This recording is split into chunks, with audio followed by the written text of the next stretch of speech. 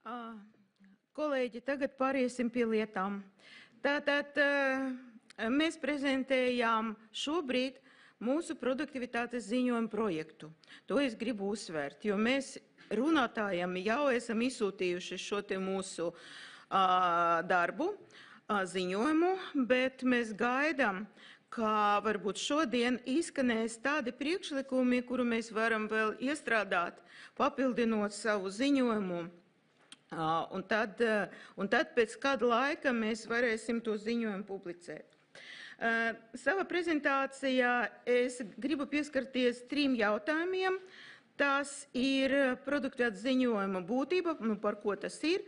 Tātad pēc tam pāriešu pie pašas produktivitātes, dinamika un faktori, un īpaši pievēršos investīcijām un kapitāla atdevēju Latvijā. Un tad, protams, secinājumi un rekomendācijas. Es nesaprotu, kāpēc man nestrādā. Tātad būtībā. Kas ir Latvijas produktivitātes ziņojums? Es gribu atgādināt, ka ne jau mēs paši faktiski izdomājam, ka mūsu valstī katru gadu ir jāziņo par produktivitāti. Tas bija Eiropas komisijas rekomendācija, kas faktiski izskanēja pēc finanšu krīzes vai, teiksim, nevis pēc pašas krīzes, bet kaut kur 16. gadā, kad Eiropa saskarās ar ļoti lēnu produktivitātes pieaugumu, ar investīciju nepietiekamību, un vajadzēja kaut ko darīt un kaut kādā veidā aicināt dalību valstīs pieskarties tieši produktivitātei un konkurētspējai, lai virzītu visu Eiropas ekonomiku uz priekšu. Un tad 19. gadā tika izveidota Latvijas Universitātes domnīca LVPīk, kurai ministru kabinets arī deleģēja tādu uzdevumu pārstāvēt Latviju Eiropas Savienības dalību valstu produktivitātes padomju tīklā. Ko mēs arī darām? Un mēs arī izveidojam produktivitātes padomi, jo mūsu institūts domnīca ir praktiski produktivitātes padomes izpildu institūcijā. Un tad mēs faktiski jau saražojam 3 produktivitātes ziņojumus, un katram bija savs kaut kāds īpašs uzsvars, īpašs fokus. 20. gadā, jūs atceraties, tas bija faktiski pandēmijas krīzes epicentrā, kad valdība strādāja pie visādiem atbalsta pasākumiem, un toreiz savā ziņojumā mēs īpaši izcelām kritērijus, pēc kuriem valdība varētu veicināt produktīvus uzņēmumus, attīstīties labāk, un faktiski mēs toreiz pirmo reizi izmantojam ne tikai tādu makroekonomisko pieeju, bet strādājam ar datu bāzi ļoti plašu, izpētot 167 000 Latvijas uzņēmumu. 21. gadā mēs īpaši analizējam attālināta darba ietekmi uz produktivitāti. Tas atkal bija faktiski pandēmijas sekas. Mēs arī šodien redzam, ka esam šajā zālē netik ļoti kuplā skaitā, tāpēc, ka ir iespēja pieslēgties attālināti un arī vērot mūsu sarunas, mūsu dialogu tiešsaistē. Un, principā, secinājums bija tas, ka attālinātais darbs zināmā mērā palielināja produktivitāti, efektivitāti, bet tas, protams, nav tik ļoti viennozīmīgi, jo bija gan pozitīvi, gan negatīvas puses. Un tad aizvadītajā gadā, 22. kad mēs jau sākam izķiproties no pandēmijas sēkām, mēs padziļināti pētījām tieši investīcijas un kapitāla atdevi. Un arī šajā ziņojumu, kuru mēs prezentēsim šodien, mēs arī tam pievēršam ļoti lielu uzmanību, bet mums ir vēl viens akcents, par kuru es šodien ļoti maz runāšu, bet pavisam īsi.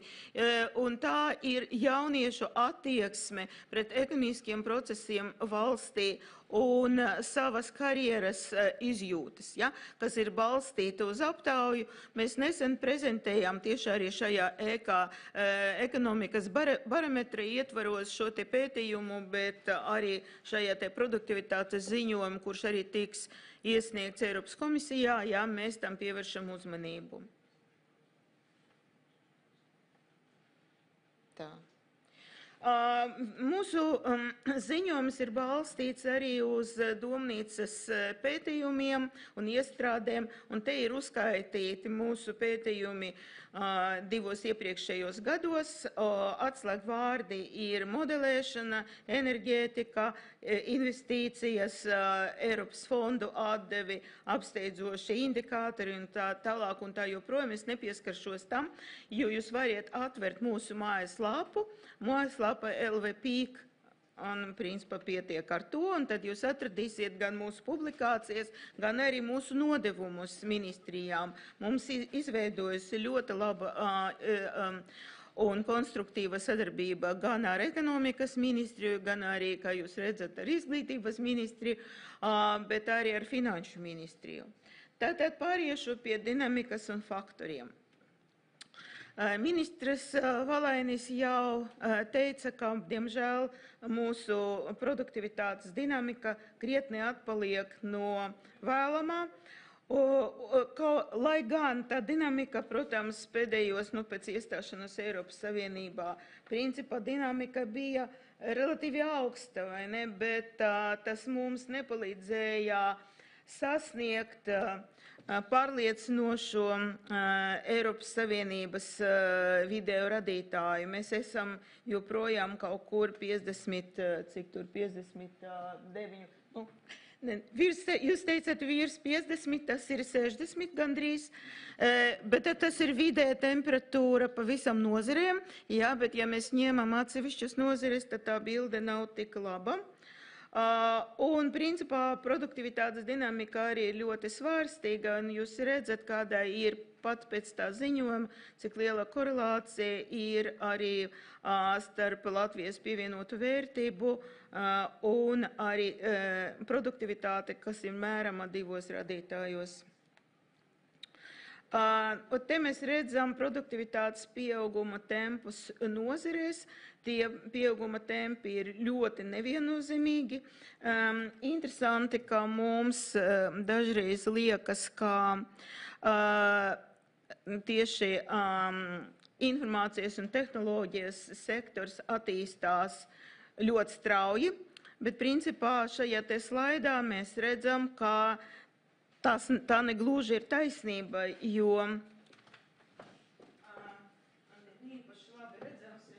pāriešu tuvāk pie šīte liela slaida, bet jūs redzat, kā informācija un komunikācija, un tas ir tas pēdējais stabiņš. Pieaugums ir 53%, ja, bet tas nav, jā, un tā ir nozaru produktivitāte uz vienu nodarbināto faktiskajās cenās, jā. Bet, ja mēs paskatāmies uz, piemēram, enerģētiku un komunālu saimniecību, tad te pieaugums ir krietni lielāks. Vispār tās slaids ir ļoti interesants, jo ir salīdzināti 2 gadi, tie ir 2000. Un pēc 22 gadiem, kas ir noticis, jā, tā kā, principā, protams, progress ir, bet vēlams, lai tas progress būtu lielāks. Un, jā, un interesanti, ka finanses un apdrošināšana arī uzrada diezgan labus rezultātus. No laika mūsu banku sistēma ļoti efektīvi strādā, tikai nefinansē īpaši kreditē tautsēmniecību, bet no laikam izdod nodrošināt citus pakalpojumus. Tad produktivitātes plaisa pamazam mazinās, bet konverģences tempi, kā ir parādīts šajā te slaidā, arī ir ļoti atšķirīgi. Un tā mēs redzam, ka izcilās lauksaimnieki. Es domāju, ka jūs, Valaņu kungs, kad jūs ar lauksaimniekiem runāsiet, jūs variet droši viņam teikt, ka tieši jūs nodrošināt labus radītājus, apsteidzot Eiropas vidējo produktivitāti. Tā ir vienīga nozare, pārliecinoši 105,6. Nezinu, varbūt tā ir statistikas kaut kāda spēle, bet nu joprojām, bet tādi mums ir dati. Un otra labākā nozare, tik jocīgi tas nebūtu, bet tas ir administratīvie pakalpojumi. Un atkal ministri var teikt, ka mūsu birokrātija ir ļoti efektīva. Jūs salīdzinot ar Eiropas Savienības vidēju, mēs ļoti efektīvi strādājam. Pie 75% no Eiropas vidē. Visas pārējās nozares, diemžēl, neuzrada tik labus rezultātus, jo, ja mēs paskatāmies uz apstrādes rūpniecību, un tas ir tas, ko laikam jūs arī minējāt par tiem 50%, tad te ir, diemžēl, maz. Tātad apstrādes rūpniecība 50,6. Nedaudz virs 50, kā jūs pareizi teicat. Tātad kādi ir produktivitātes pieauguma veicinošie faktori?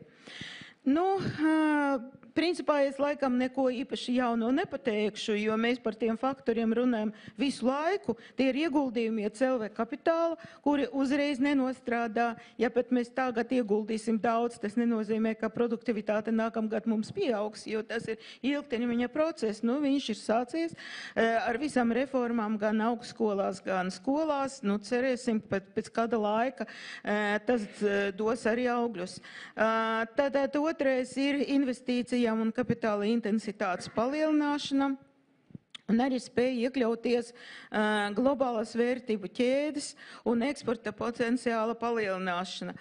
Pēdējais digitalizācija, inovācijas, jaunie produkti un tā tālāk. Es nosaucu tos faktorus, kas ir fundamentāli nemainīgi, kā es teicu, jau dažu gadu garumā, bet, ja mēs paskatāmies uz rezultātiem, tad, diemžēl, Latvija mums būtiski atpaliek no Eiropas Savienības augsti attīstītajām valstīm visās šajās jomās. To es mēģināšu tagad parādīt. Te tagad būs diezgan slikta informācija, bet neko nevar darīt. Latvijā inovācijas sniegumā gandrīz visos radītājos atpaliek no Igaunijas un Lietuvas. Un te jūs redzat, kur ir Latvijā ar sarkano līniju un kur ir Lietuvā pa vidu un kur ir Igaunija. Un tas ir, šite informācijas balstās uz tā saucamās European Innovation Scoreboard.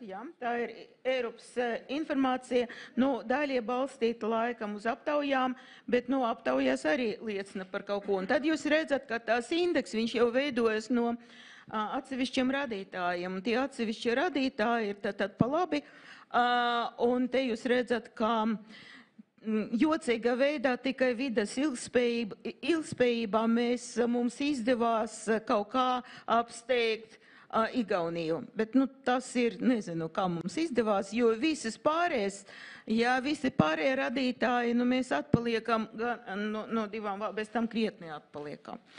Tagad nākamais ir Latvijas kā viņš teica, Research and Development, pētniecība un attīstība, kopējais finansējums uz vienu iedzīvotāju. Jūs redzat atkal, kur ir Latvija. Latvija mums pēc kopēja finansējuma uz vienu iedzīvotājumu 3. sliktākā, un pēc uzņēmuma finansējuma 2. sliktākā. Tā kā, tādi mums ir sniegumi, diemžēl, pētniecības un attīstības finansēšanā. Tagad, ja mēs paskatāmies uz digitālo attīstību, ar ko mēs principā visi lepojamies, mēs uzskatām, ka mēs Latvijā esam ļoti labā situācijā digitalizācijas jomā, bet tā īstenība negluži. Jo šīs ir arī interesants slaids, jo tā ir Eiropas komisijas digitālas 10 gades politikas programma, un tie radītāji, viņi ir lietoti, teiksim, aizvietoja to kritizēto DESI indeksu, kuru profesors Binda visu laiku kritizē. Nu, tagad ir nedaudz savādāk. Te mēs redzam augšējā slaidā Eiropas Savienības mērķi 30. gadam.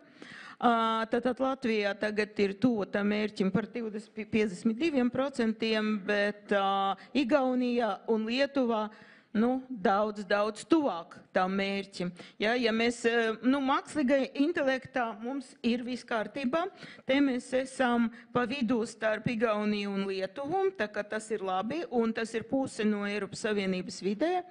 Mākoņu datošanā atpaliekam, un vēl ir tāds kritērijs, kas raksturo lielu uzņēmumu, lielu datu izmantošanu. Te mēs, diemžēl, arī atpaliekam. Te mēs atpaliekam, bet ne tik ļoti, teiksim tā. Mēs te esam tā kā tuvu, bet par mākoņu datošanu un par to mazo un video uzņēmumu pārējo uz digitālo tehnoloģiju mēs atpaliekam.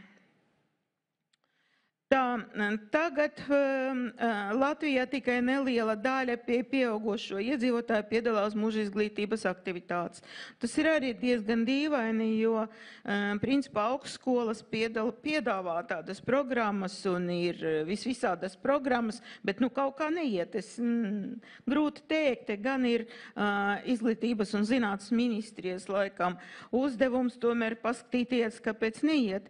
Jo, ja mēs salīdzināsim arī ar citām valstīm, jūs redzat, gan ar Lietuvu, Lietuvu vēl tā, tas ir 21. gads.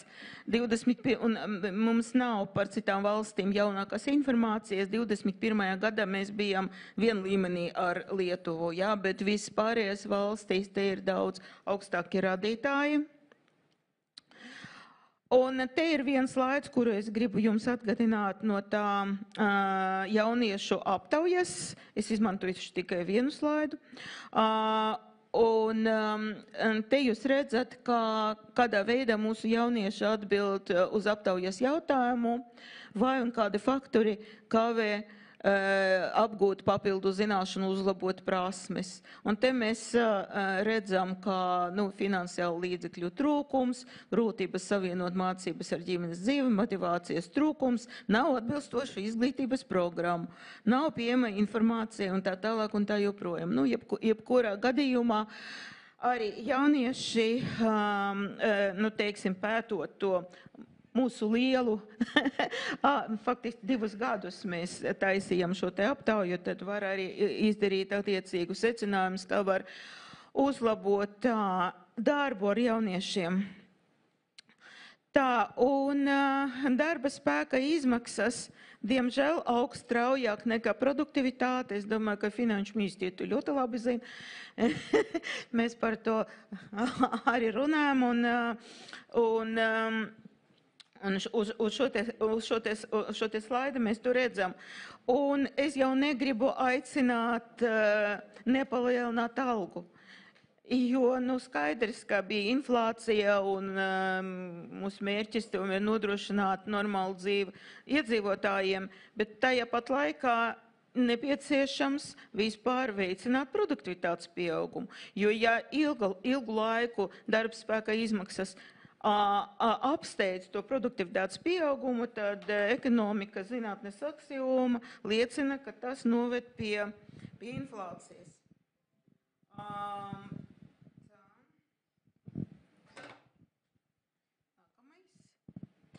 Tagad es pārēju pie investīcijām un kapitāla atdevē. Investīciju dinamikā un līmenis Latvijā arī, diemžēl, nav visai pārliecinoši. Te jūs redzat slaidu kopš 96. gadā, jo faktiski pirms iestāšanas Eiropas Savienībā visi dzīvoja tādā eiforijā, tā skaitā investori, un mēs arī sildījām savu ekonomiku pat tad, kad to nevajadzēja darīt, plus izveidojas īpašuma burbulis, var sakot, tur bija visādi faktori, bet investīcijas auga. Investīcijas auga līdz 2007. gadam. Pēc tam sākas lejupslīde, jo, jūs atceraties, mums bija bankrīze, mums vajadzēja aizņemties, mums vajadzēja savilkt jostas, un mēs nebija no kā īpaši investēt, un investori arī rindā nestāvēja, lai investēt. Jā, un pēc tam mēs sākam kopš apmēram 12. 13. gada sākas tā kā pieaugums vidē gadā, bet tas bija nepietiekoši, un principā mēs faktiski neizgājām uz tā 6. 7. gada līmeni arī tagad. Ja, tā kā mums ir, kur augt un plaisa starp nepieciešamām investīcijām un faktiskajām investīcijām ir relatīvi liela, tur 3–4% apmēram. Tātad runājot par investīciju šķērsļiem Latvijā, es domāju, ka arī daudzi, es domāju, visiem tie šķērsļi ir diezgan labi zināmi, bet galvenais ir finansējuma pieejamība. Ka nav. Es teiktu, investīciju finanšu nepieejamība. Ja, jo tas ir, jūs redzat, kur Latvijā cik slikti izskatās Latvija, salīdzinot ar Kipru, Grieķu, Rumāniju un tā tālāk. Ja, tā kā, bet Somijā, var sakot, mums nepietiek, bet ir arī, protams, citi investīciju šķēršļi, ka darba spēka ar nepieejamībā ar atbilstošām prasmēm, to mēs visi zinām, un nepavēlti mēs esam izglītības un zinātnes ministrijās savākušies, augstas enerģijas izmaksas, cerams, kā varbūt tagad enerģijas cenas nepieaugs tik strauji, ļoti cerams, bet arī nezinām, neskaidrība par nākotni, un tā tālāk es visus neuzskaitīšu. Un es pārēju pie mūsu secinājumiem, rekomendācijām. Tātad, salīdzinot ar Eiropas Savienības augsti attīstītajām valstīm, joprojām saglabājas būtiska Latvijas produktivitātes līmeņa atpalīdzība. To mēs varam secināt viennozīmīgi. Konverģences dinamika, lēna dinamika liecina par tā saucamo produktivitātes slāzdu. Un, lai pārvarētu to slāzdu, ir nepieciešams pātrināt struktūrālas reformas un būtiski uzlabot inovatīvus risinājumus. Darba resursu pārdale par labu produktīvajām nozarēm arī ir nepietiekama, jo neproduktīvajās nozarēs strādā vairāk cilvēku nekā produktīvajās. Un tā tendences lūzums pagaidām nav vērojams. Produktivitātes pieaugumam vien vairāk būs jābalstās uz zinātnes ietilpīgajām darbībām, kuru īpatsvars ekonomika šobrīd arī ir zems. Es uzreiz pateikšu, ka tas rekomendācijas, kuru es tagad nolasu, tas ir ļoti īsas, ja mūsu ziņojuma tas ir izverstas, ja, tā kā es vienkārši gribu ātri, un rekomendācijas, tātad, jāuzlabo inovāciju stimuli, nepieciešama pilnīga digitalizācijas iespēja izmantošana. Jūs redzējat, ka mēs tur vairāk dažās jomas atpaliekam. Darba spēka pieejamība un kvalitāte, un tā ir īstenībā atslēga produktivitātes paaugstināšanā. Un redzot, ka nākotnē darba tirgu sasnāsies darba spēka nepietiekamības problēmas, nepieciešams stiprināt pieaugušo izglītības sistēmu.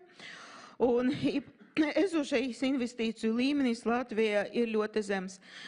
Noslēgumā es tikai gribu vēl vienu lietu pateikt. Nav tādu burvju nūjiņu vienu, kura var uzlabot produktivitāti. Ministra kungs runāja par nodokļiem. Nodokļi ir viens no vairākiem elementiem, kas var kaut ko uzlabot, bet var arī neuzlabot. Tas ir atkarīgi no to, tur jāredz tā kopaina, ja, un visu faktoru miedarbību. Ja mēs to neredzam, tad tikai mainot nodokļu sistēmu, ticiet man, mēs neko īpašu nesasniegsim, īpaši ņemot vērā, ka Latvijas nodokļu sistēma raksturota kā otrā labākā Eiropā. Ja, tā kā es nesaku, ka nevajag neko mainīt. Ja, es vienkārši saku, ka nevajag likt pārāk lielas cerības uz tikai nodokļu izmaiņām, kā jāmeklē tie lieli risinājumi. Paldies jums par uzmanību. Mums jau